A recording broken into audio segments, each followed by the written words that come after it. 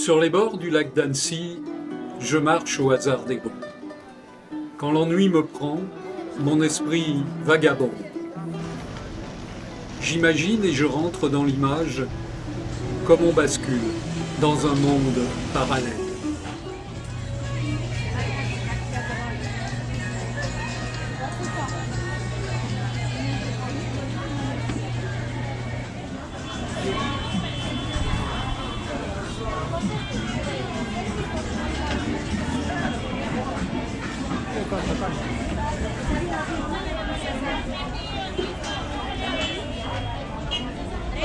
Dos soles, Yuquita, dos soles, mami.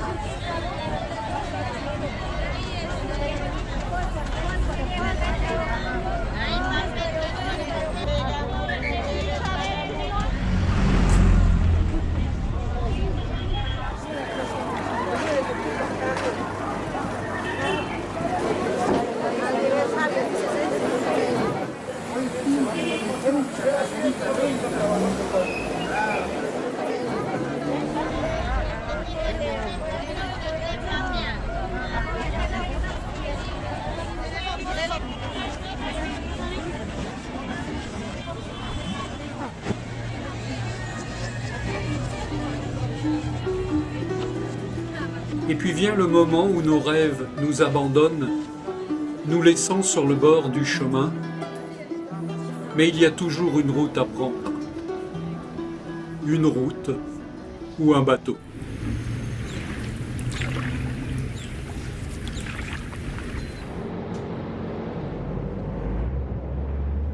On voyage par les livres sans doute plus sûrement que par avion. Le texte fait naître des images. Imaginer, c'est voyager. Peut-être que nous nous sentons obligés de partir que par manque d'imagination.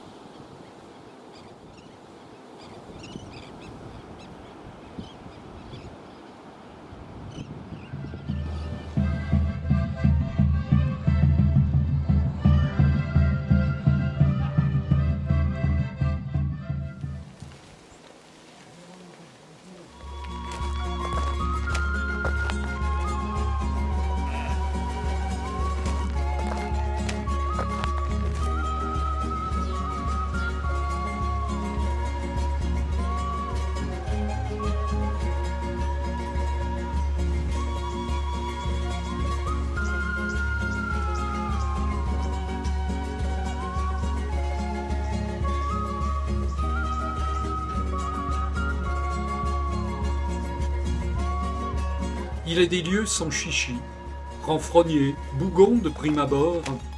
Ils ne demandent rien à personne. On sent tout de suite qu'il va falloir les mériter.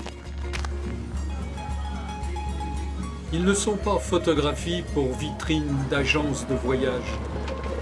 Ils ne sont pas destination à la mode. Non, ils ne respirent pas la mode, mais la modestie. Une musique banale, un orchestre bancal, et je me dis que je n'ai pas perdu ma journée. Voilà, la plus simple fanfare, mais le plus célèbre concerto.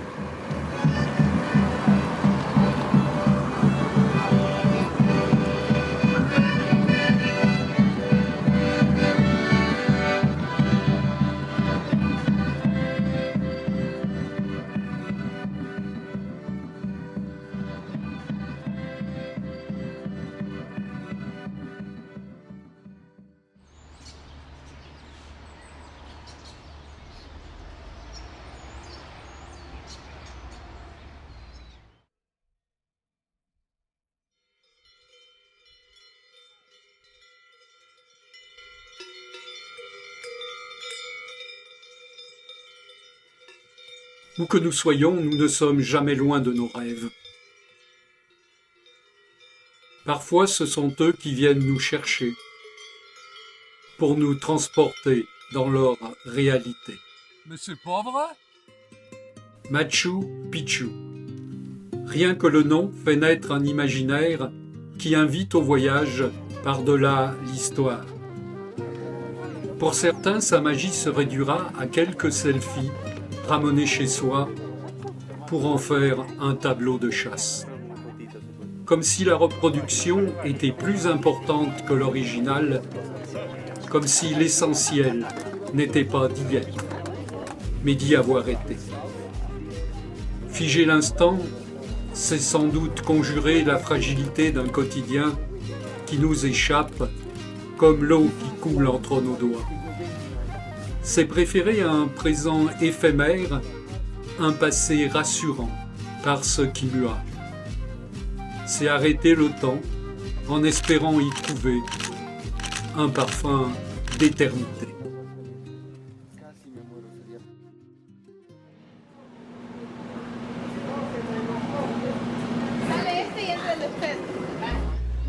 Un train, des attentes, des navettes organisées, un rituel bien rodé.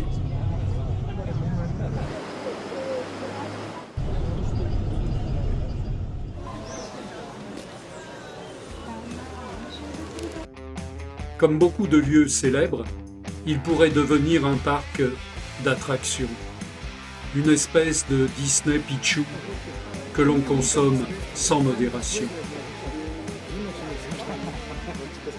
Et puis finir par se consumer comme un rêve qui se réveille en cauchemar.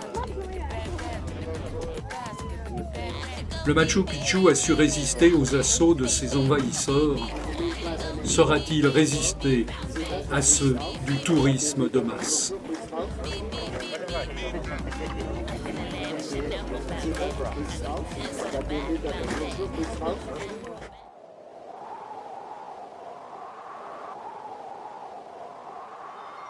Allez, j'ai dû rêver.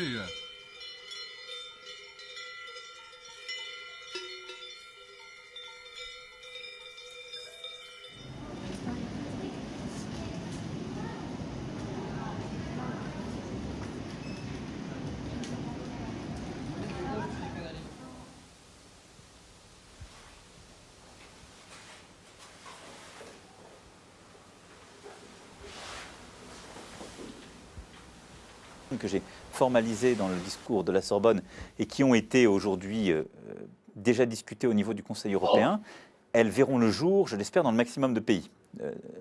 Donald Tusk et Jean-Claude Juncker sont en train de finaliser une copie commune et beaucoup de pays l'organiseront à partir du printemps pour 6 mois. C'est une manière, non pas là d'avoir un vote binaire, mais de mieux associer nos peuples à la stratégie que les leaders vont définir durant l'année 2018. Quelquefois, il suffit simplement de laisser le regard s'égarer, se fondre dans les couleurs et les paysages, et puis se laisser porter d'un endroit à un autre.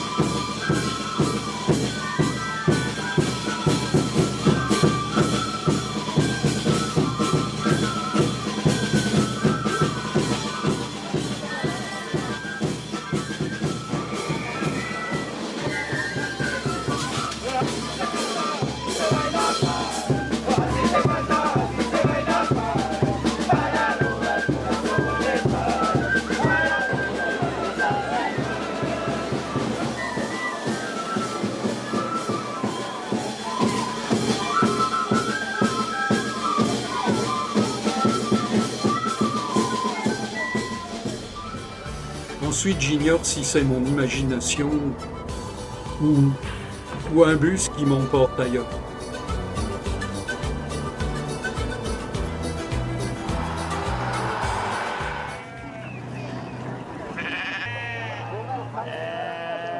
En flânant sur ce marché au milieu de la foule, j'ai l'intuition qu'une même scène se déroule telle qu'elle était il y a des années, bien avant que je m'y trouve, comme si le passé rattrapait le présent.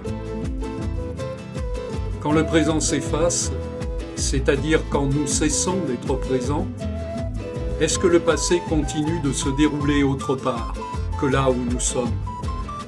Comme les villes que nous avons traversées continuent de vivre sans nous lorsque nous n'y sommes plus. Et si le passé ne passait pas, s'il restait bien présent en nous escortant et s'invitant à la manière d'un fantôme dans notre univers? C'est pour cela, sans doute, que la brume de nos bonheurs incertains persiste et que les plaies des blessures s'infectent.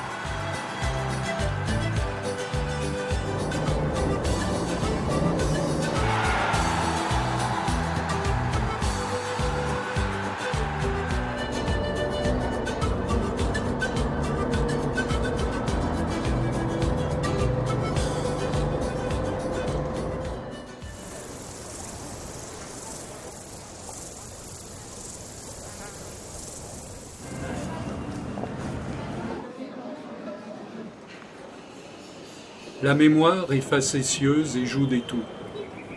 Il arrive que nous ayons la sensation d'avoir déjà vécu un événement, d'être déjà venu dans un lieu, comme ici.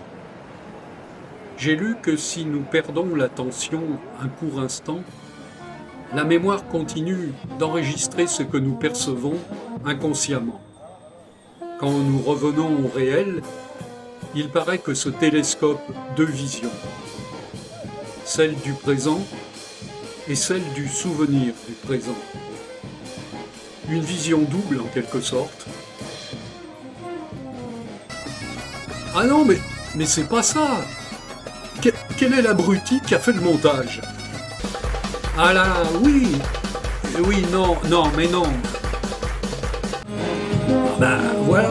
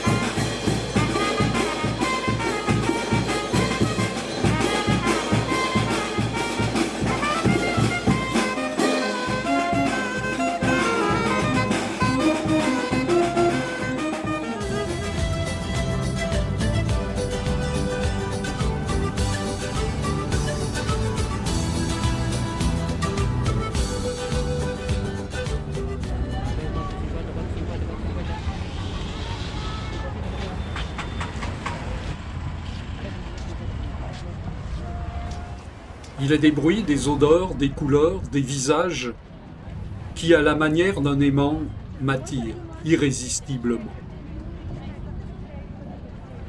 Les marchés, j'y reviens toujours. Ils sont un spectacle dont le scénario s'écrit au fur et à mesure, sans metteur en scène, avec des acteurs involontaires qui improvisent sans le savoir.